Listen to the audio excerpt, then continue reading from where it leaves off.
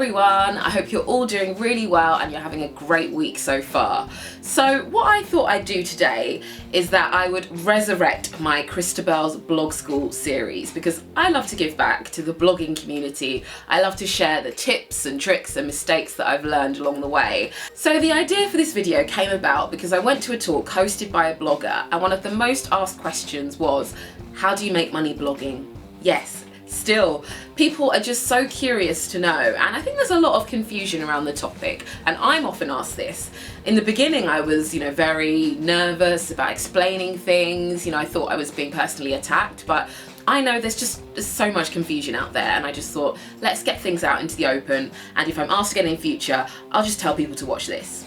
So firstly, to clarify, I'm going to be referring to bloggers a lot during this video, but there are similarities with influencers, I know people feel funny about that word, and content creators. So I'm just talking about people who are mainly running a website, and they may have Instagram, Twitter, Pinterest, Snapchat, YouTube as well. They may have a few of those platforms or just one, but I'm gonna talk about people who mainly have the blog, because that's how I started out 9 years ago, with the blog as the foundation.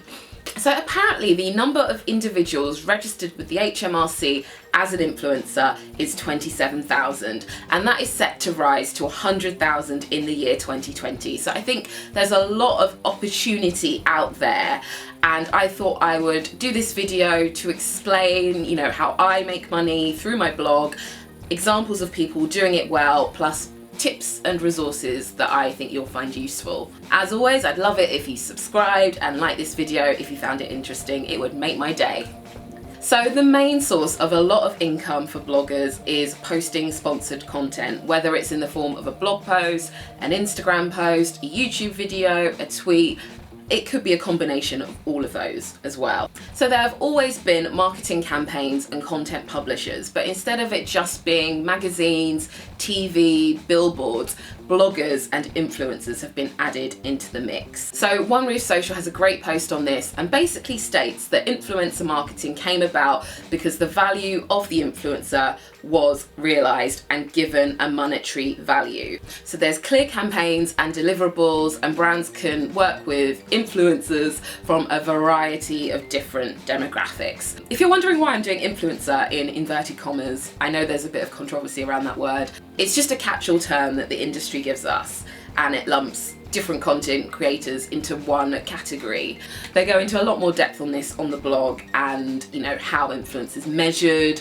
Not all bloggers are influencers. It's really interesting. So what's great is that brands can work with people from different demographics, and ideally products are incorporated in a natural and relevant way. It makes a lot of sense because a lot of us are not necessarily reading print media. Like, I don't buy magazines that often, but I do get up most mornings and scroll on Instagram. I'll watch YouTube videos as well. So it just makes sense for the advertising to move over to those platforms. So one recent example is a swatch project that I took part in on Instagram. There were also print ads in Stylist magazine, and it just means that the campaign travels further and can reach a different audience. So we as bloggers, we create the content, star in the content, and promote it across our social channels as well. So this used to be different to a traditional model or celebrity, though there is a lot of crossover now. You'll see someone like Jordan Dunn doing a Swarovski campaign, and she'll also post it on her Instagram as well. So the industry has definitely evolved, and we're doing similar things in a similar space. But for bloggers, you may not have got there because of your, family connections or because you were in a TV show, but because of what you're talking about on your platform. So that is the main difference. So what will usually happen is that a brand will get in touch with their campaign idea, a brief and deliverables, and you decide whether you want to go ahead with it or not. You can also pitch to brands. So if you have an existing relationship and a great idea that fits in with their marketing plan, a collaboration can happen that way, and that's great because it can be more authentic. If you've come up with an idea that's personal for you and it fits in with what the brand wants, then it's just a win-win situation all round. I definitely could do more pitching. I know that some bloggers have management teams and they'll be pitching multiple bloggers at once. If you don't have that, Sarah Tasker is a great blogger and Instagrammer, and she has a post detailing everything you need to know about pitching. So I'm definitely going to have a read through and take some of her tips on board. So for me personally, I try and think about whether a campaign idea fits into what I want to talk about. So for example, because I did the finances video last year, I was approached by a banking brand about taking part in a panel and producing some content around that. And it fit in with what I wanted to talk about. You know, January is a great time to look at different areas of your life, especially finances. And I knew that there was a lot I wanted to get out into the open. You know, a lot of people find money really tricky to talk about. So I wanted to be part of that conversation. You know, I feel like that was quite successful in my eyes. It was featured on the Anna Edits newsletter and it inspired other bloggers to think about their finances and create conversations as well. I've definitely made a few mistakes in the past. You know, I never want to feel nervous about what I'm posting or that it isn't right. So I definitely learn from what's gone before, and I've now got, you know, a list of questions in place so I can determine whether a project will be the right fit or not. Producing sponsored content can be a great chance to get really creative and challenge yourself. You know, it's a bit like being a one-woman advertising agency. Yeah, me doing that. It's crazy, but it's given me so many amazing opportunities. There's scope to do a lot of things that work with each platform, but the most important thing is that it's declared as an ad, as per the ASA regulations. Fitting in with this category, another thing that bloggers can do is take on more of a traditional brand ambassador role. So they may star in a campaign that's on the brand's website, or social channels or TV, but usually the blogger will amplify that on their own social channels. So one example is In The Fro. She is the ambassador for Ted Baker. And it can be great to have recurring work for a brand because it really gives you security and helps your perception. So the next income stream that I'm going to talk about is affiliate links. And to put it simply, it is a way for a publisher, so a blogger or even a magazine, to earn a commission when a purchase is made through a certain trackable link. Basically, a cookie is embedded on your computer whenever you click on one of these specific affiliated links. And if you make a purchase within 30 days, that results in a commission for the blogger. So, for example, if you were to buy the Topshop coat that I featured in my shopping video, that would result in a commission of £8.97 for me. So I've written a post about this. It is not my main focus because I just don't have the volume of products to link to. Like, it really does rely on you having an audience that wants to shop all the time and you having enough newness to show them constantly. You know, for me, the content comes first, and then if there are links, I will work them in, but it's not my main strategy. So there are some bloggers who are really able to convert when it comes to affiliate links. I read a story, apparently Tina from Bag Snob, she linked to a bag brand on Instagram stories and drove 20 grand's worth of sales to them. Purchasing through affiliate links can be a great way to support your favorite bloggers because it doesn't mean that you're paying any more. It's really useful for us in terms of tracking our influence. So, you know, I can see how many people have maybe bought that Topshop coat as a result of my video, and it means that I can go to a brand and say, look, this is how many coats that I can sell. Of course, there's no obligation to ever buy anything, and it's really up to the blogger to disclose their affiliate relationships in their post. There's also a risk for the blogger, say if you don't have enough products to promote, or if your brand that you love to promote suddenly gets rid of its affiliate scheme or changes the commission. Those are the main risks that I see, but it works for some people, not for me so much. One thing you can do if you are a blogger who wants to work with a smaller brand that perhaps isn't on one of these big affiliate schemes is that you can set up your own scheme. So you could perhaps do it through a discount code, and then that brand can see like how many people you've sent, and you can negotiate a commission that way. So yeah, there's lots of ways that it can work, but I feel like it's really important to understand the bigger picture and, you know, what your audience needs to be like to make this successful. So another way to make money is by creating a source of passive income. So that could be a course or an ebook. It's more of an investment in terms of time, but it really can reap rewards. You know, if you have specific expertise that you're able to share, you can make money whilst you're sleeping. I would like to do that. I'd like some of that.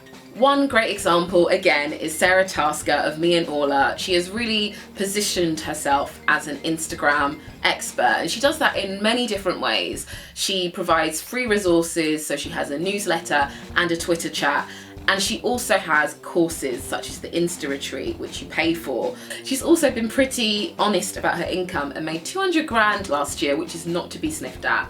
So courses are a great source of income if you don't want to just rely on brand partnerships, or if you worry about having slow months, it's a way to really take control. You don't have to wait for anyone to hand you something. You can just go out and create it. And it's something I would love to do in the future. So there are so many ways of creating courses, either via Teachable, Udemy, or General Assembly if you want to do them in person, or you can create a password protected section of your website. So let's talk about ebooks. Ebooks are a great way to expand on some of the knowledge that you've perhaps given in blog posts, or offer it in a more streamlined layout.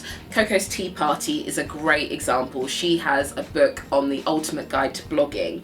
Again, you don't have to wait for a publisher. You can just go out, create it for yourself, and put it on Amazon or on your site. There's plenty of bloggers also getting traditional book deals. So Emma Gannon is a great example, Grace Victory, and Bethany Rutter. So the next thing I'm going to talk about is more of a long-term, brand building strategy. And I've noticed so many people doing this within the past couple of years, and that's launching a podcast or a newsletter.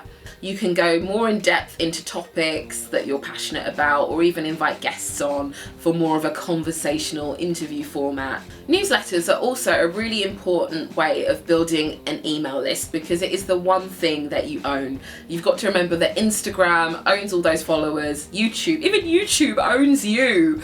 If anything happens to your platforms, you still have your email list and a way of connecting with your audience. So podcasts and newsletters can both be monetized via brand sponsorships and affiliate links. And it's just another way of getting through to your audience. Like, they're not as easy to skip. I've listened to quite a few on the high-low. I actually bought some Heist tights because they offered a discount code.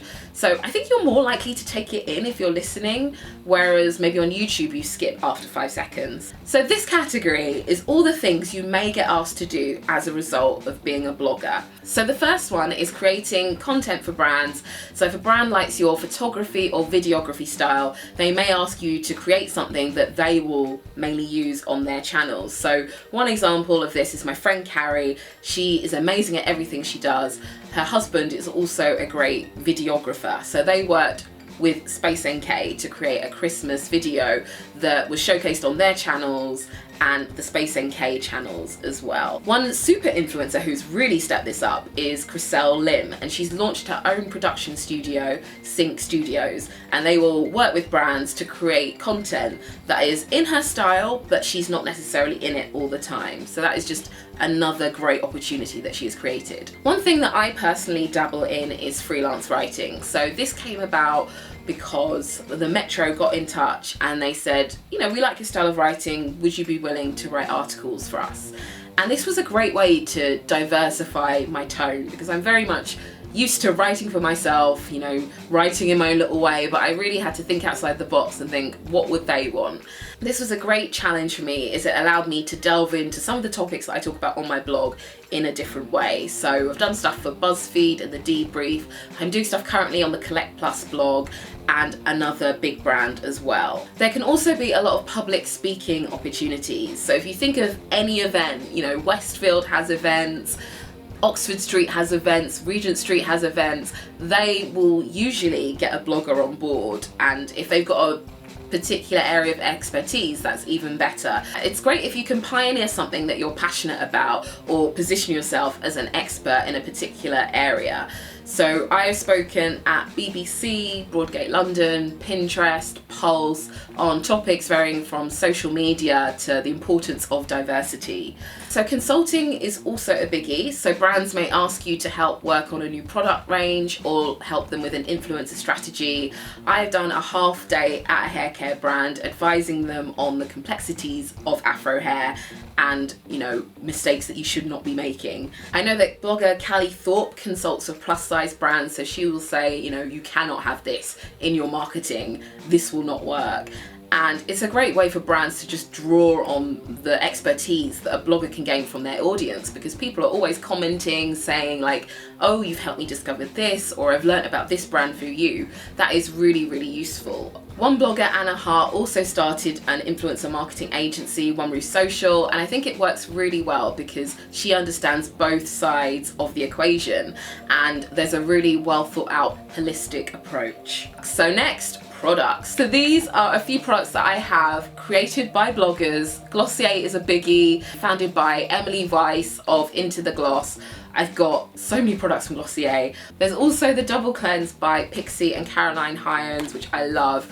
And then this brand, this is actually a German YouTuber called Baloo. She's got some really nice shower foam. So yeah, these are just an example of the products that bloggers have been able to create. There's also Gabby Fresh. She has designed a line of swimsuits with swimsuits for all for plus size women. She's also designed Prem with Nicolette Mason, another blogger, which is an amazing brand. It's great to see them making waves and creating great clothes for great women. So some bloggers are able to partner with bigger brands. So Danielle Vanier, she designed 2 dresses for M&S. There's also Jackie Aina, she did the amazing highlighter LeBron's.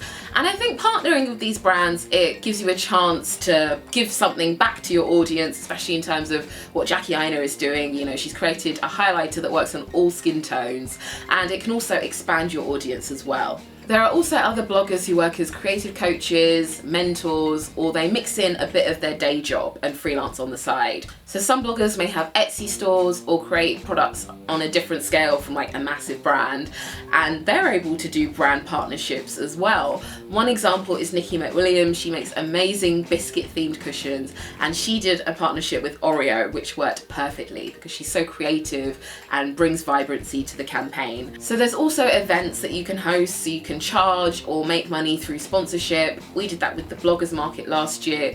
We partnered with an interiors brand to really decorate and bring the space to life. So what can you do if you want to make money blogging? Well, I would say that the blog is the foundation, and you want to keep the foundation as strong as possible. Really define your USP, know what you stand for, and make it clear across all of your channels. I think, this is a much bigger topic that I could talk about, but if brands see the value in what you're creating, they're setting a brief and deliverables and a deadline, then you should be paid for that. But equally, there are easier ways to make money, and I think you really have to have a passion for what you're creating and what you stand for. What do you want to achieve? What do you really want to represent? I would try and make your platform as strong as possible and really represent that. So in short, there is no quick answer as to how bloggers make money. Some people are doing all the things, some of the things, or none of the things. And we're all different, we're all doing a different combination, we're all making different amounts, and it's really hard to compare. You're comparing apples and oranges because we all stand for different things, we're all doing different things. I think there's such an exciting opportunity out there. There is definitely a need for more diversity and more underrepresented voices. Like starting any business, it can be uncertain in the first few years, so it's important to have a plan and a bigger picture and savings to fall back on. I have written about the challenges countless times. For me, I have just tried to create content that I'm passionate about, bring you on this empowerment journey, and sow a lot of seeds, and it's only now that some of them are coming to fruition. You gotta wait, you gotta be in it for the long run. As always, let me know if you have any more questions and what else you'd like to see in this series. I'll leave the rest of my blogging videos to the left. Thank you so much for watching, and I'll see you very, very soon. Bye! Today it is Pancake Day and Galentine's Day, which is a pretty good combination, especially if, the day that we don't speak about is getting you down. You've got Galentine's, you got pancakes. I'm happy.